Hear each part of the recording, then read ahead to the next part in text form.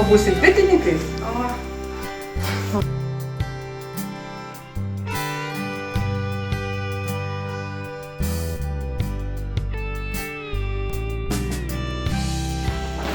Tai va, dabar nusikirpti reikia, verti, tai reikia pravalyti.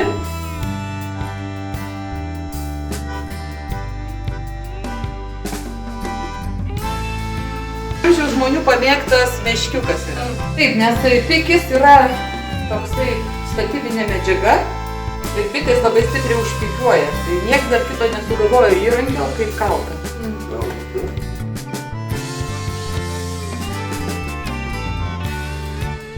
Įspausti kiek įmanomai vašką, kad kuo mažiau patektų oro. Tam, kad jis būtų šiltesnis, jį galima tarp pirštų pašilti. Taip, užlenkiam dar vieną sluoksnį.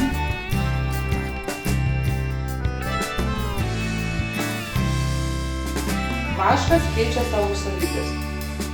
Tai priklauso nuo aplinkos temperatūros. Pirmiausia, atsikirpti tuos ilgesnius, nes gaunas kaip gaunas.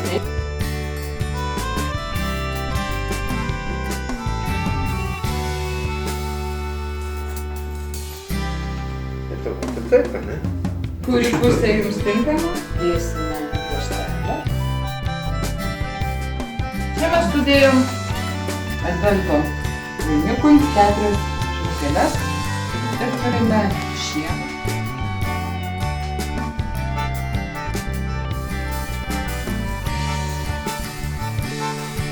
Šiaip ir jau paruošta.